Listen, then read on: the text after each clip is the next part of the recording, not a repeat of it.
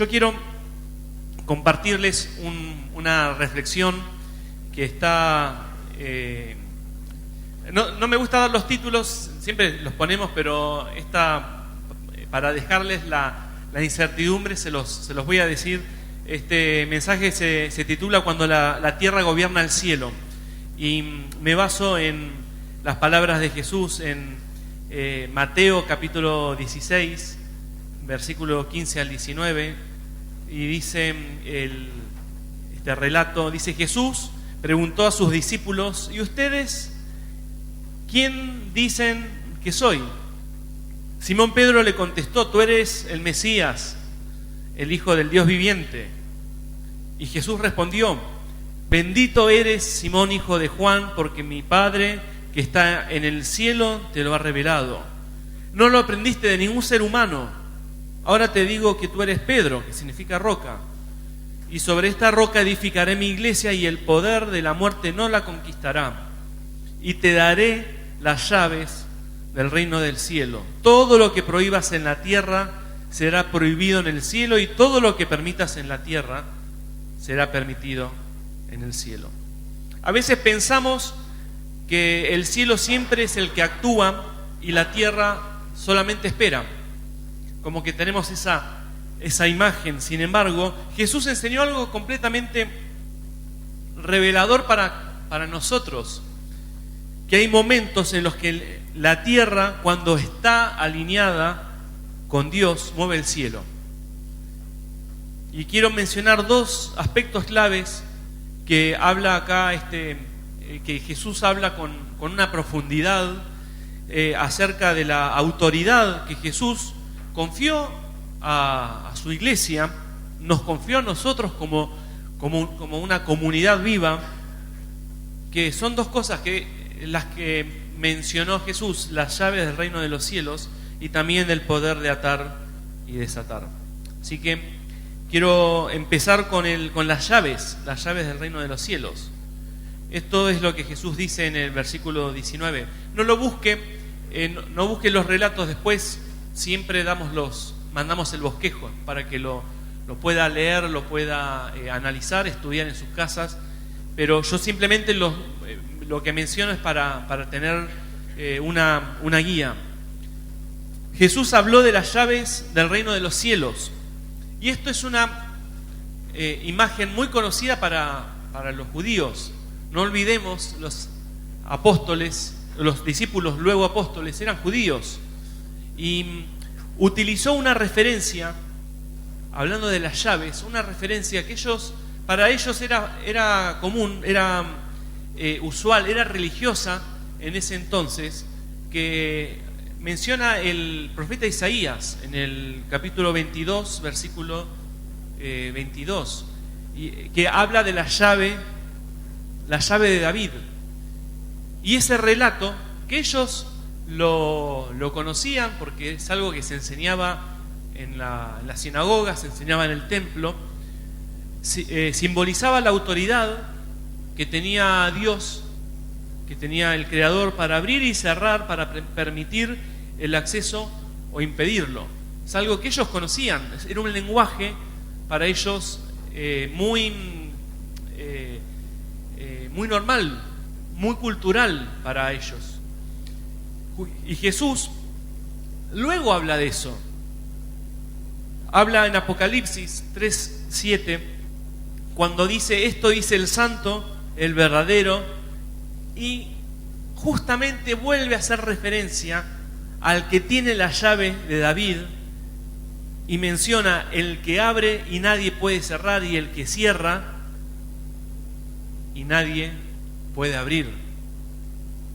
Jesús retoma esa imagen, ese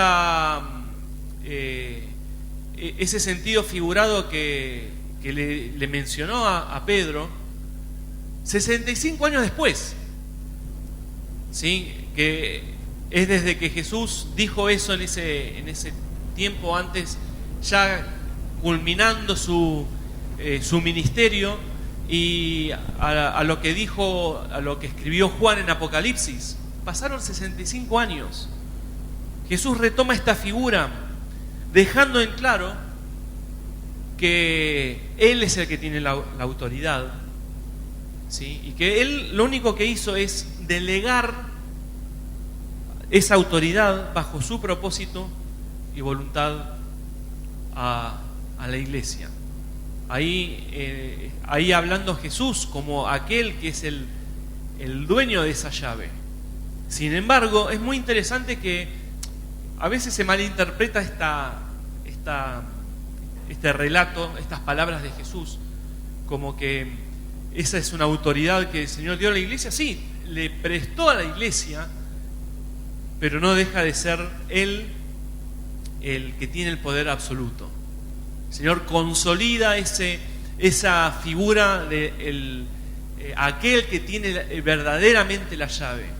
La iglesia solo tiene la autoridad delegada para cumplir su propósito y su voluntad. Por eso a Pedro, como en ese momento, como futuro pastor de toda la iglesia, les da esa autoridad representativa para actuar en el nombre de Jesús, dándole autoridad para varias cosas.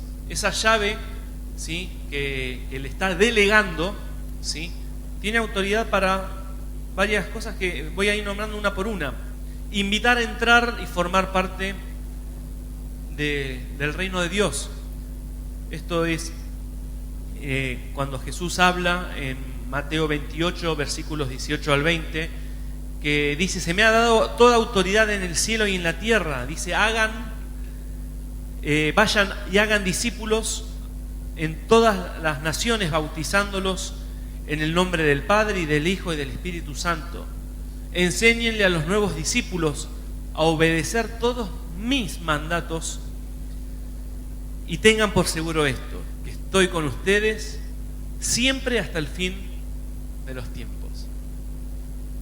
Jesús nos ha confiado como parte de la iglesia, porque formamos parte de esa misma iglesia que nació en Hechos, la cual inicialmente Pedro fue el pastor, fue el que quedó como la autoridad delegada.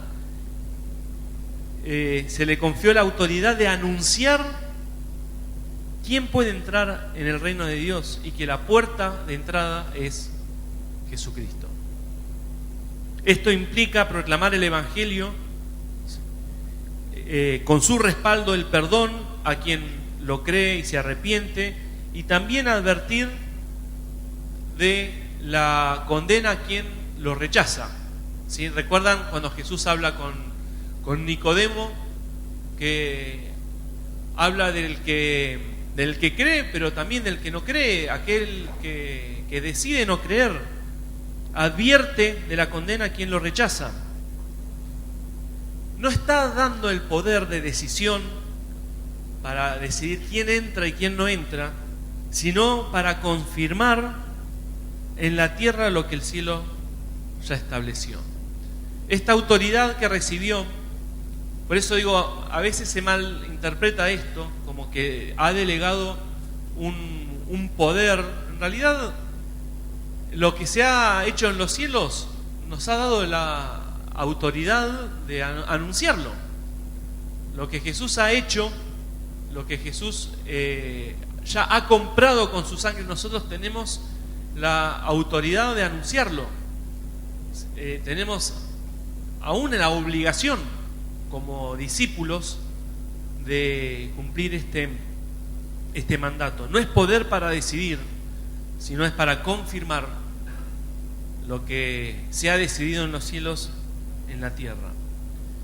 También nos ha dado, mediante este concepto de llave, nos ha dado la autoridad de deshacer el poder del enemigo. Lucas capítulo 10, versículo 19, dice: miren, les he dado autoridad sobre todos los poderes del enemigo. Dice: pueden caminar entre serpientes y escorpiones y aplastarlos. Nada les hará daño. Pero no se alegren que los espíritus malignos los obedezcan. Alégrense porque sus nombres están escritos en el cielo. Jesús dio a sus discípulos poder y autoridad. ¿Saben para qué? Para echar fuera demonios, sanar enfermedades y vencer toda oposición espiritual, asegurándoles que nada va a dañarlo. Nada puede hacer el diablo sobre nosotros. Sí está interesante el desmistificar también la figura del diablo. A veces vemos al diablo con Dios como un Boca River. No olvidemos que el diablo es un ser creado y que no podemos comparar la autoridad que tiene el enemigo con la autoridad del creador. No podemos comparar, y a veces lo vemos o maximizamos esa imagen del diablo como un ser de oscuridad, que lo es, pero digo, no comparemos el poder del diablo con el poder de Dios. Los demonios, dice que tiemblan. Cuando Jesús se acercó al endemoniado gadareno, dice que tenían terror de ser atormentados. Y Jesús no había dicho nada en ese momento. Jesús no había abierto la boca, simplemente había aparecido allí. Y los demonios le tienen terror. El diablo le tiene terror a nuestro Señor. ¿Por qué? Pues es el creador. Porque es la mayor autoridad. Y esa autoridad a nosotros nos es delegada. Digámoslo de otra manera, nos es prestada. ¿Sí? No es que para que nosotros hagamos lo que quiera con el diablo, porque no lo vamos a hacer. Si nosotros en nuestra humanidad nos comparamos con un ser espiritual como el diablo, obviamente él nos gana. Pero nosotros, en el nombre de Jesús, con esa autoridad delegada, el diablo está bajo el control de él. Algo que se decidió en el cielo, algo que lo decidió el Creador, algo que lo confirmó el Señor venciendo a toda obra del enemigo en la cruz del Calvario, nos es dado por medio del nombre de Jesús. Amén. Qué autoridad, qué tremenda que es, qué tremendo que es el poder de Dios. Por eso no tengámosle miedo al enemigo. No cometamos ese error, y tampoco cometamos el error de ver al diablo en todo. Entendamos que hay obras del diablo, sí, hay obras del diablo. ¿El diablo es príncipe de este mundo? Sí, el diablo es príncipe de este mundo. Pero muchas de las cosas que nos suceden son temas nuestros, imprudencias nuestras, malas decisiones nuestras, y que erróneamente le catalogamos todo el culpa al diablo. Hay cosas que son nuestras, hermano. Reconozcamos y seamos sinceros en esto. No es que el diablo pone la cola en todo, que el diablo obstaculiza, sí, pero entendamos que el diablo no puede tocarnos. ¿Saben cuál es el mayor ataque del diablo hacia nosotros? Nuestra mente. El diablo siembra, lo máximo que puede hacer en nosotros es sembrar pensamientos. No puede tocarnos. El diablo no tiene autoridad para tocarnos, para hacer algo sobre nosotros. No tiene la autoridad. No le fue dada autoridad sobre nosotros. Que el diablo le damos lugar y nos atormenta, por supuesto, pero está la clave en eso. Le damos lugar. ¿Que el diablo aprovecha situaciones en nosotros? Sí, él mismo lo provoca. Pero entendamos y sepamos distinguir entre lo que es la obra del diablo y nuestra imprudencia, nuestra obra del diablo y el lugar que también le damos nosotros. Y entender que el diablo no es un ser supremo. El diablo es un ser creado, que en el mundo donde vivimos él tiene autoridad. Eso sí, le fue arrebatada por imprudencia de la misma creación. pero desmistifiquemos la figura del diablo. El diablo es diablo. El Satanás, el diablo es un ser creado. No tiene autoridad sobre nosotros. Por el contrario, nosotros tenemos autoridad sobre él. No por nosotros, no porque seamos buenas personas, sino porque se nos fue dada esa llave con esa autoridad en el nombre de Jesús. Así que el diablo molesta, tiene que huir. ¿Cómo? En el nombre de Jesús. No es porque se ponga a gritar, no es porque haga ayuno, no es porque haga cosas, es porque en el nombre de Jesús. Sí hay que resistir. Dice, resistan al diablo y huirá. ¿Cómo resistimos? En el nombre de Jesús. Por eso nos permite resistir y vencer la obra del maligno, expulsar demonios, orar por los enfermos y desbaratar sus engaños. El diablo tiene engañada a las personas, el diablo entorpece. ¿Cuántas cosas se gestan porque el diablo entorpece? Pero de la misma manera que el diablo entorpece, en el nombre de Jesús, nosotros desbaratamos todas esas torpezas.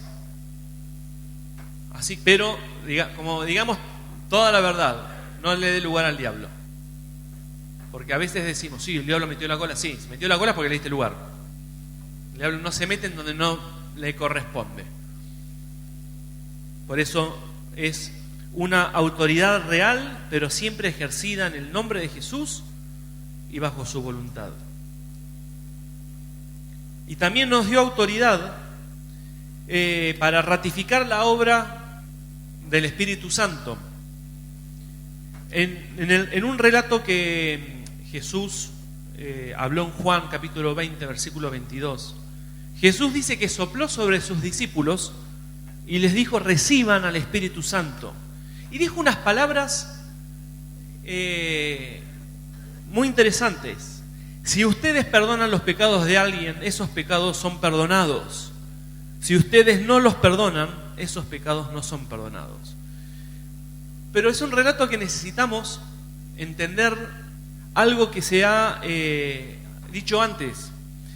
Por eso, para entender esta autoridad, debemos recordar la obra del Espíritu Santo explicada en San Juan capítulo 16, que dice que el Espíritu Santo pone en evidencia el pecado, la justicia y el juicio. En la versión Reina Valera habla que dice, el Espíritu Santo es el que convence de pecado, convence de justicia y convence de juicio. Para no usar la palabra convencer, usamos la palabra poner en evidencia, que es quizás es la expresión más común nuestra. Poner en evidencia, mostrar, poner en evidencia el pecado, mostrándonos nuestra culpa y necesidad del Salvador. El Espíritu Santo es el que nos hace sentir ese malestar en nosotros cuando hacemos algo que está mal.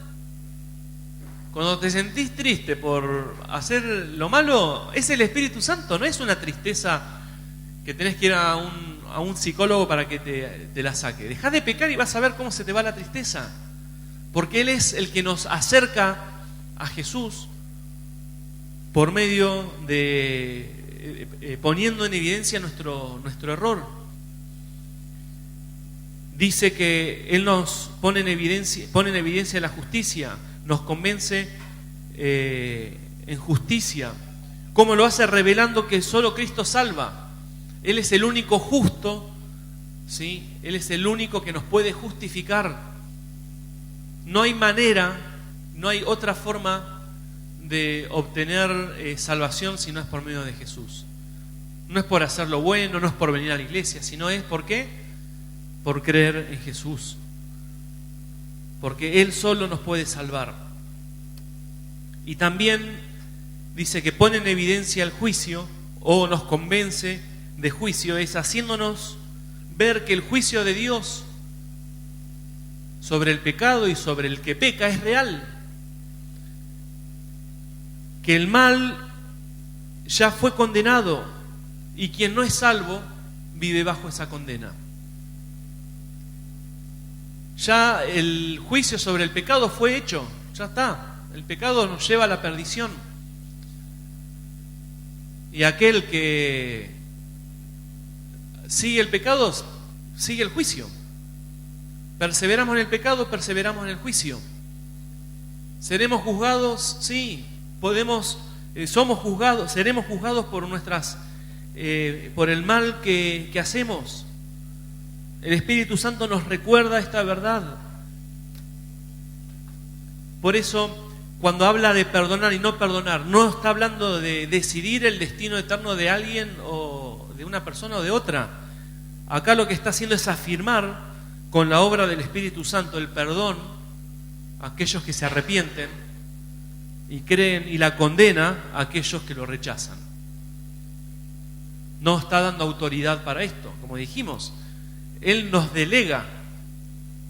Recuerdan que Jesús, 60 años después, ratificó que el que tiene la llave, el propietario de la llave, ¿quién era? ¿Pedro y la iglesia? No. ¿Quién era? Jesús. No tenemos autoridad para decidir sobre la salvación de alguien o sí. Además, ¿quiénes somos nosotros? Pero entendamos la metáfora y entendamos el contexto en que Jesús lo habló. Sí nos dio esa autoridad para afirmarle a aquel que creyó que es salvo. Y tenemos la autoridad para aquel que persevera en el pecado, recordarles que lo que proviene del pecado es juicio. Por eso les fue delegada las llaves del reino de los cielos. Tenemos la autoridad delegada para confirmar lo que Él ha hecho y lo que se haga en la tierra en base a esa autoridad del cielo escucha. Obviamente, como dijimos, todo esto está alineado a su voluntad. El cielo con la expectativa de lo que sucede en la tierra en base a lo que Él mismo nos dio. Y lo otro que está hablando es del poder, dice, de atar y desatar. Dice que Jesús añade: todo lo que ates en la tierra será atado en el cielo, y todo lo que desates será desatado. Acá también está usando un término que era en el hebreo era muy usual en ese momento, en el judaísmo del primer siglo, que eran expresiones legales, en donde se usaba para prohibir o permitir, para declarar culpable o declarar libre. Jesús utilizó ese término que para ellos, para los discípulos judíos, les era familiar. Jesús toma esa figura jurídica, y la transfiere a su iglesia. Ahora el pueblo de Dios tiene la autoridad espiritual para proclamar en la tierra lo que el cielo ya estableció. Pero no es una autoridad autónoma, ni es una autoridad humana.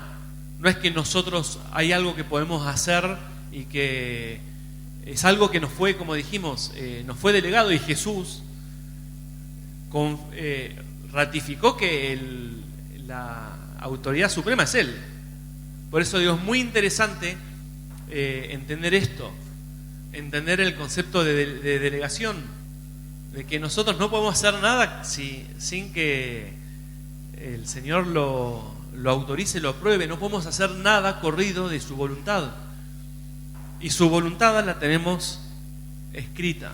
Su voluntad la dejó, la expresó verbalmente y fue escrita por cada uno de los...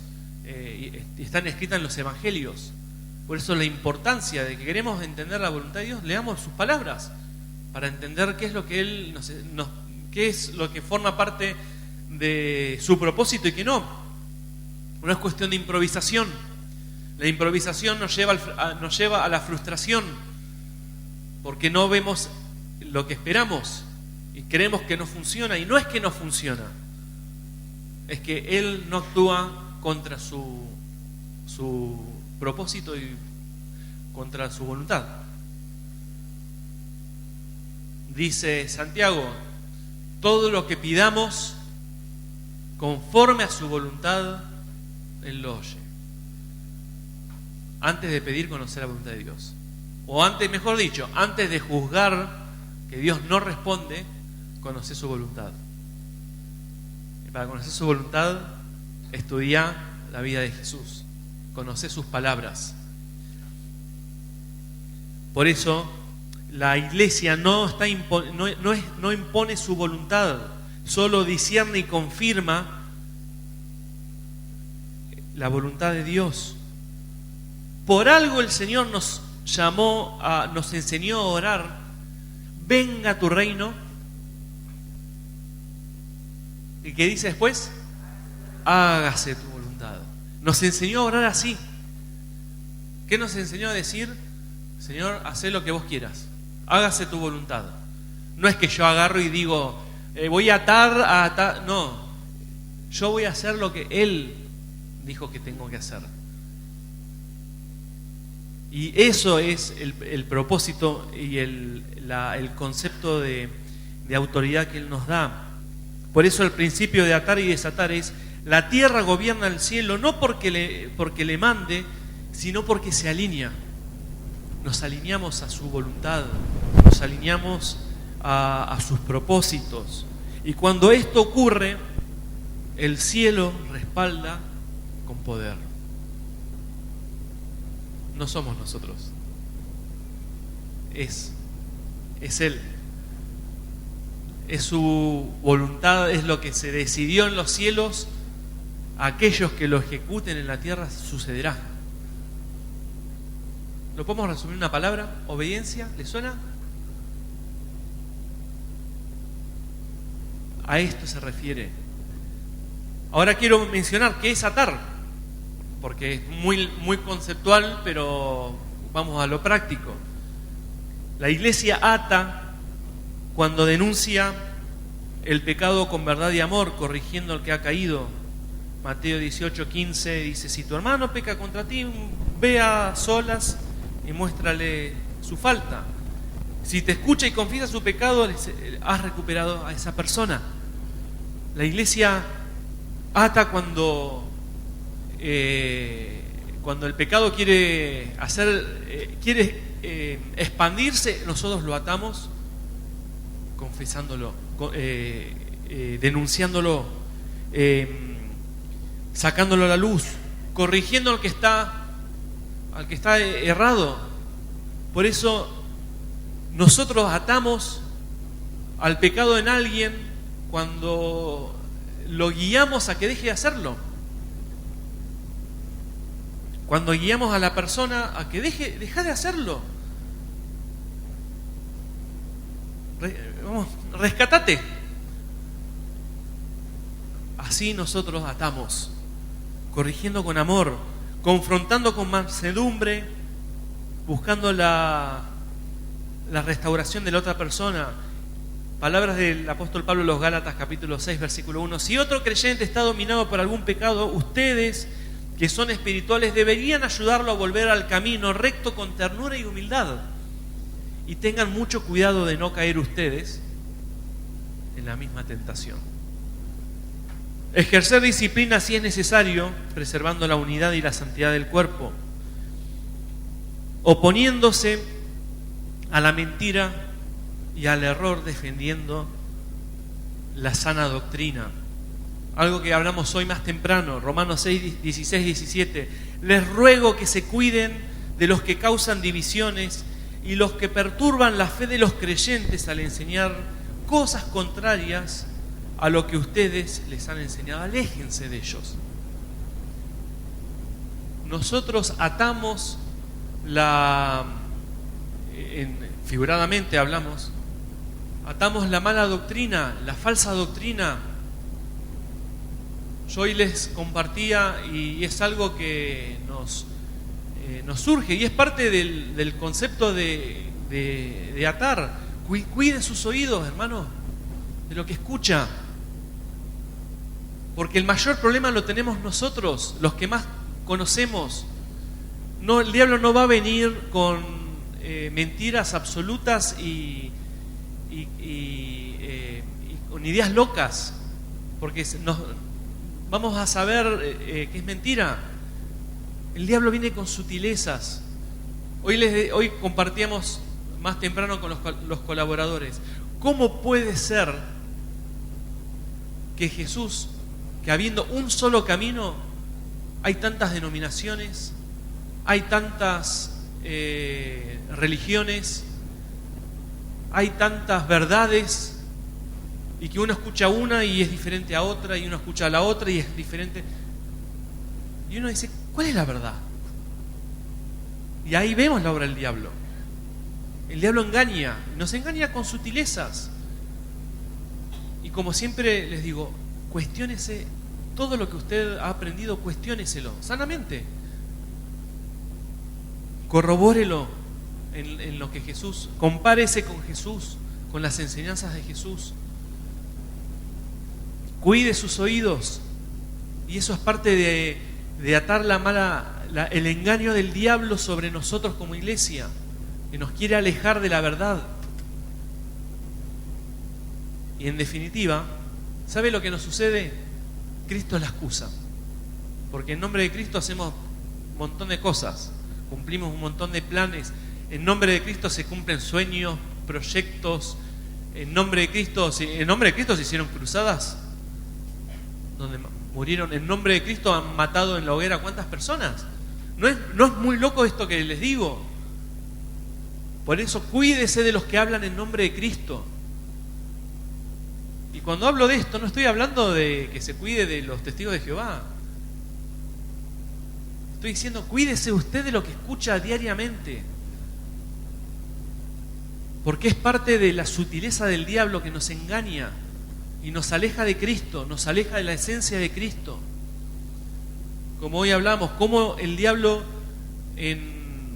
sin que lo busquemos, nos alejó de la verdad de Cristo y nos centró en un evangelio humanista que nos encanta escuchar verdades bíblicas que nos ayudan en nuestro andar diario y que nos inspiran y que nos digan que vamos a salir adelante. Nos hace bien, pero sepamos discernir entre el evangelio y verdades, y entre el alimento sólido y entre un aperitivo. No podemos vivir de mensajes inspiracionales cuando realmente el Señor nos llama a la muerte del yo, a la muerte de nuestro interior. Nos llama a denunciar el pecado, no nos llama a la inclusión, nos llama a que nos volvamos a Él, a que perdamos protagonismo en nuestra vida, a que vamos a sufrir, porque en el mundo tendremos tiempos difíciles. El apóstol Pablo las repasaba y a veces nos agarramos de las medias verdades. El Señor, dice el apóstol a los filipenses, el Señor cuando habla acerca de el Señor nos dé conforme a sus riquezas, pero nos agarramos de esa verdad, pero nos olvidamos de la otra. ¿A quién le hablaba eso? Se lo estaba diciendo a aquellos que bendecían a su ministerio económicamente.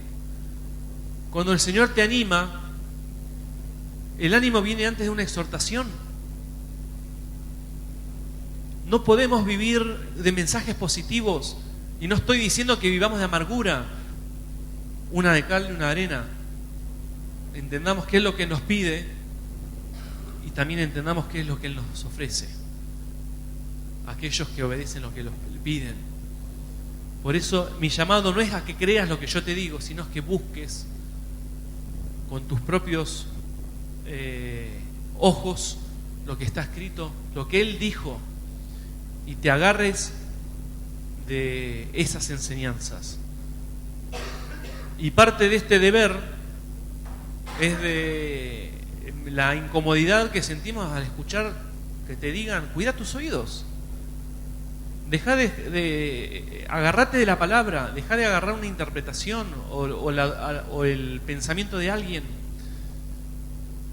Porque el diablo nos engaña y nosotros debemos atar ese engaño para que la iglesia, como novia de Cristo, como futura esposa de Cristo, por la cual Él dio su vida, se mantenga santa. Y santo es esto. Santo no es solamente que en la iglesia no haya fornicación. Santo es que la iglesia tenga una mentalidad sana, una mentalidad pura. Y no todo es sexual, ¿eh?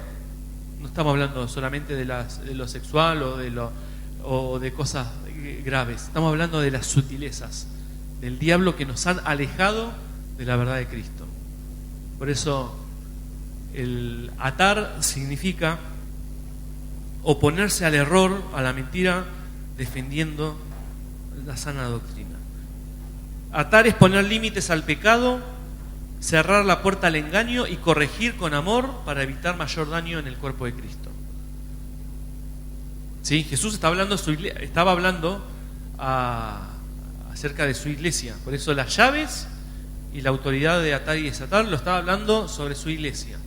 Así que esto es atar. Y la iglesia desata cuando proclama con libertad la verdad del Evangelio. Hechos 4:12 dice, palabras del apóstol Pedro, no hay salvación en ningún otro. Dios no ha dado ningún otro nombre bajo el cielo mediante el cual podamos ser salvos. Desatamos cuando hablamos acerca de la verdad del Evangelio. Desatamos las mentes de las personas oprimidas, las personas que su destino está, su vida lo está llevando a un destino de perdición. Nosotros los desatamos proclamando con libertad la verdad del Evangelio, orando por los enfermos, creyendo que Cristo puede traer sanidad y restauración. Santiago 5:14. ¿Está enfermo alguno entre ustedes? Llame a los ancianos de la iglesia para que oren por él y lo unjan con aceite en el nombre del Señor. Pero presta atención no tanto en la unción, sino lo que sigue. Una oración ofrecida con fe que dice, sanará al enfermo y el Señor hará que se recupere. Amén. Liberará a los oprimidos en el nombre de Jesús, deshaciendo las obras del enemigo.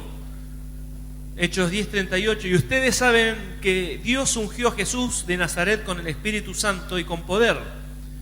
Luego Jesús anduvo haciendo el bien y sanando a todos los que eran oprimidos por el diablo, porque Dios estaba con él. Nosotros liberamos en el nombre de Jesús a las personas oprimidas. Desatamos a aquellas personas, no solo que no, hablándoles de Cristo, nosotros no solo los guiamos a la salvación de sus vidas, sino a aquellos oprimidos, a aquellos enfermos, oramos para que sean libres. Los desatamos de esa opresión. Restauramos también a los quebrantados y sanamos corazones heridos, siendo instrumento de consuelo, reconciliación y paz. Dice el Salmo 34:18, el Señor está cerca de los quebrantados de corazón. Dice que Él rescata a los de espíritu destrozado. Desatar es liberar en la tierra lo que el cielo ya abrió: gracia, sanidad, perdón, libertad, restauración en el nombre de Jesús. Ese es el poder que nos fue dado. Esa es la llave que nos fue dada y esa es la autoridad de atar y desatar en el nombre de Jesús. Conclusión, invito a los otros amigos que están en la música. Conclusión, Jesús no dejó a su iglesia esperando el cielo, sino estableció el cielo en la tierra. Le dio las llaves para abrir su reino y autoridad para atar y desatar. Cuando camina alineada a Dios, el cielo respalda. ¿Y saben qué? El infierno no la puede detener. Así que cuando la tierra gobierna al cielo, cuando la tierra gobierna, el cielo escucha, el cielo afirma, alineado a su voluntad. Nos prestó una llave, nos dio esa autoridad de lo que ya se decidió en los cielos y el cielo observa qué es lo que hacemos. El cielo observa cómo usamos la autoridad. Esa autoridad que nos fue prestada. ¿Qué haces con el nombre de Jesús? ¿Qué hacemos con el nombre de Jesús? Y no, el nombre de Jesús no solamente lo hablamos para expulsar demonios, sino en el nombre de Jesús oramos por aquellos que están enfermos. En el nombre de Jesús oramos por aquellas personas que están atormentadas. En el nombre de Jesús alertamos al que está cometiendo pecado, denunciamos el pecado para mantener la pureza en la novia de Cristo. En el nombre de Jesús nos alertamos unos a otros, cuidándonos de las falsas doctrinas, que las falsas doctrinas son las que más nos atraen, porque nos amamos, no porque estamos queriendo inventar algo nuevo. Por eso la tierra, hay momentos que la tierra hace y que el cielo mira con expectativa. Cuando la tierra impone la voluntad de Dios que le fue delegada. Amén. Gloria al Señor. Gloria al nombre del Señor. Amamos a nuestro Señor Jesucristo. Amén. Amamos a nuestro Señor.